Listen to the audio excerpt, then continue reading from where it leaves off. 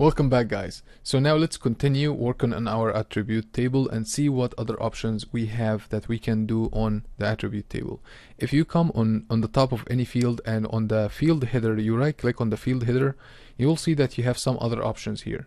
Here you can do sort ascending, so it will sort your data on this field ascending, or you can do it descending, or you have custom sort, and custom sort will allow you to do sorting based on several fields one after another. So here, for example, I will sort the area ascending, and then I will sort average house price descending, and then also I can use the city name ascending as well, and then we'll sort them based on this order that I created in the custom sort.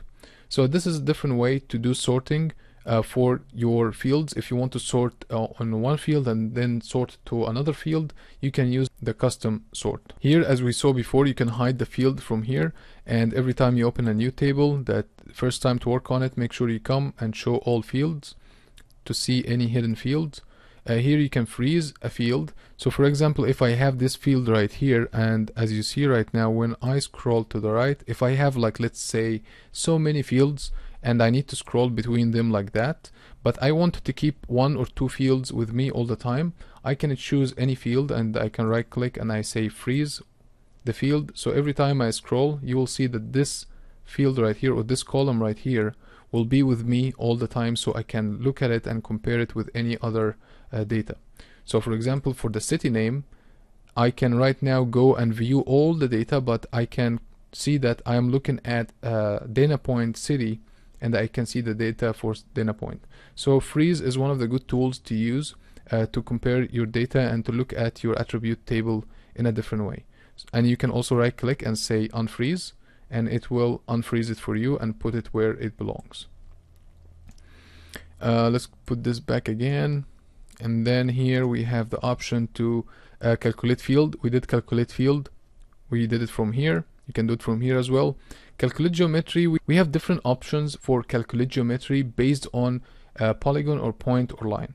So for example, this is a polygon layer. If I right click on this field and I said calculate geometry, you will see here that I can actually switch between the layers that I want to calculate geometry for, and when I choose any layer, it will ask me which field you want to calculate geometry for and what you want the calculation to be. So because this is a polygon, I can calculate the area, the parameter, number of ports, number of vertices, holes, curves, centroid x and y, central point x and y, minimum and maximum x and y. And the minimum and maximum x and y, if you have your polygon, let's say for example this is your polygon, the window is this window right here, the calculate geometry window is your polygon. This is the maximum x and y, which is the top right corner, and this is the minimum x and y, which is the bottom left corner for your polygon. So this way you can create an extent for each feature by getting the max x and y and the minimum x and y using the calculate geometry for the last four options right here. And after you choose what your property will be, you can add several fields and do the same thing for different fields at the same time. And here the last option is to change the coordinate system if you want the output to be in a certain coordinate system other than the layer coordinate system. Let's see also for the lines, you will see that we have different options here. You have the length, the line bearing, number of ports, vertices, curves, line start x and y, line end x and y, centroid x and y, central x and y, and x and y for the maximum and the minimum as well. For the points, we only have x and y and x and y notations. So here how you can calculate the geometry, and we did it before, so now you know how to do it again. And here we have statistics, and statistics will give you a graph and do statistics for any numeric field you chose. So for example, if I chose the city name and I right click, you will see statistics is not enabled because I have to do statistics on a numeric field. So the average house price is a numeric field, so that's why I can click statistics. And what it will do, it will create a graph for me, and this graph show me like how many cities have average price house between this number and this number, and same, we have different bins here. You can change all the settings for how your graph looks like, and you can show the median, you can show the mean, and you can show the deviation. You can change how you want your line to look like by click here and change the color for it. You can adjust how many bins you have, so you can add different bins here, and you will see that now we have different bins. And here you can change the axis, the x-axis and the y-axis. You can change the guides. You can add formats, different formats for your design. And here general, where you can name your x-axis or the title or the y-axis or have a legend. So that's a lot of options here to change for your graph, but this graph have been created from enabling the statistics on the average house price field. And also here, if you cannot see this one, if this one is closed, you can open it from here. And here export, you can export it to an image, JPG or PNG or SVG. So you can send this image to anyone. And here you can enable to filter by selections. So if I have some features selected on the map, it will be selected here. And also the same thing, if I select a feature here, it will be selected on the map. So here, when I want to see all the houses that fall in with this range of price, I can click on this column right here, and it will show me these features selected on the map right here. And also you can select multiple features, and when you click on selection, it will do the statistics on the selected features only. And here extent, it will show you statistics for the fields inside your extent, but make sure you disable the selection. And as long as you zoom in or zoom out, your statistics will change based on the features that match Orange County cities inside your extent. So when I zoom out, it will show all the features because all of them inside my extent right now. Here you can clear the selection, and you can switch the selection from this button right here. As you see right now, switch the selection, and you can open the attribute table as well from here. So let's clear the selection here and close this one. And again here, right click and say summarize, and summarize will create a table that have summary for this values right here. So when I create summarize, it will actually create a new table for me similar to this one, but it will have the summarized values for me based on the field that I chose. So here I will choose the average house price, and I will say give me the minimum, and also average house price give me the maximum, and average house price give me the sum of all of them.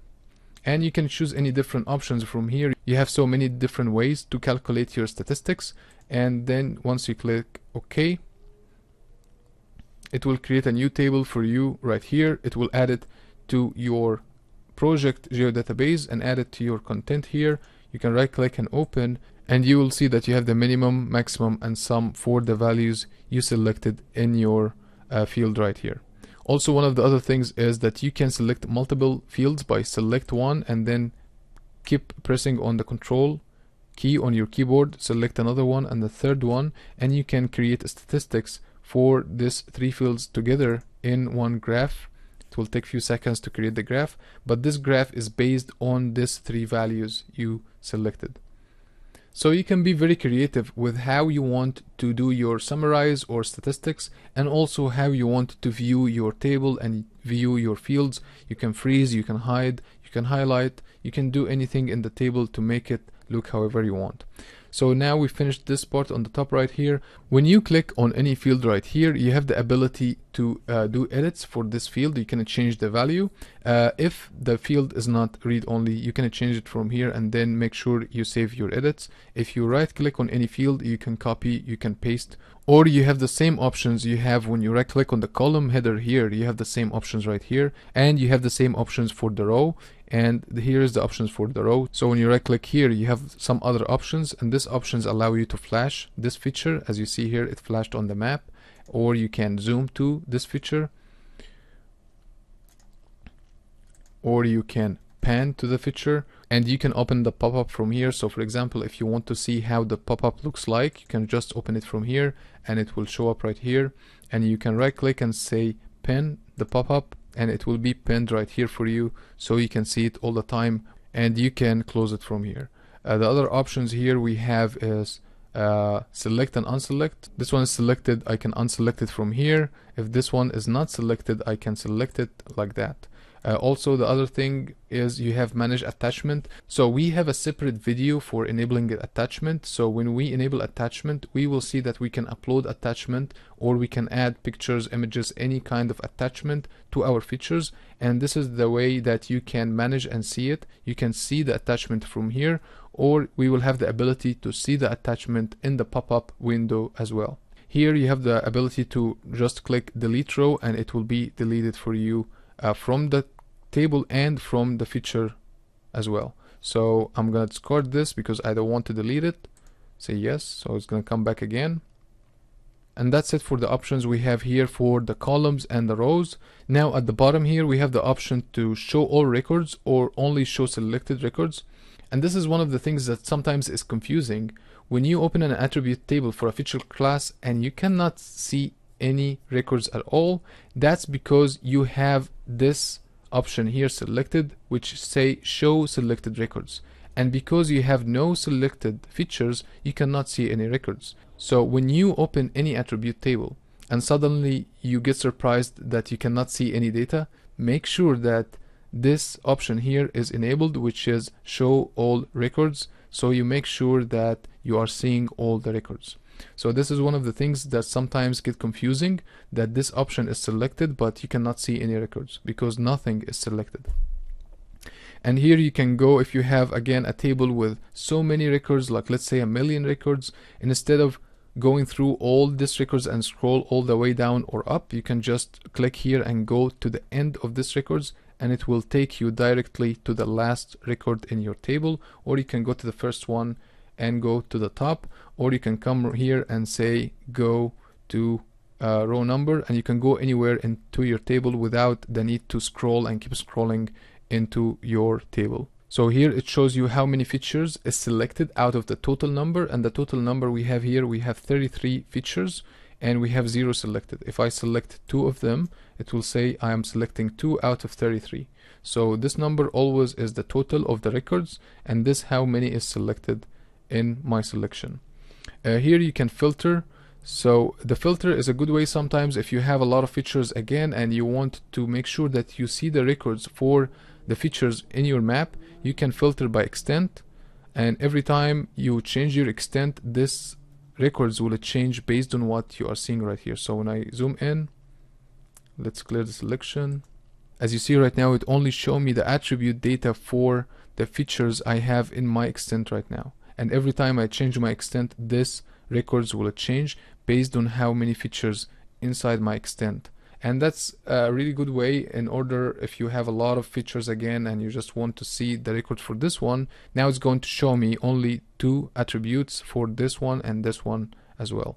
And that's what is extent filtering is for. And here we have you can zoom in or zoom out in your table. If you cannot see because it's very small, you can make it bigger, or you can make it smaller if you want to see a bigger view for your table. I will put it back again to 100. And the last thing we have here is to refresh, and refresh is just to refresh the table. If you did any changes, if you add any new features, if you updated any records and you don't see this changes take any effect, just make sure to click refresh so you can refresh the table and you will see your changes in front of you happening. So that's it for our attribute table. I think we covered everything here in the attribute table, but again, if you have any questions, please let me know. I would love to help, and we'll see you in the next video. Thanks.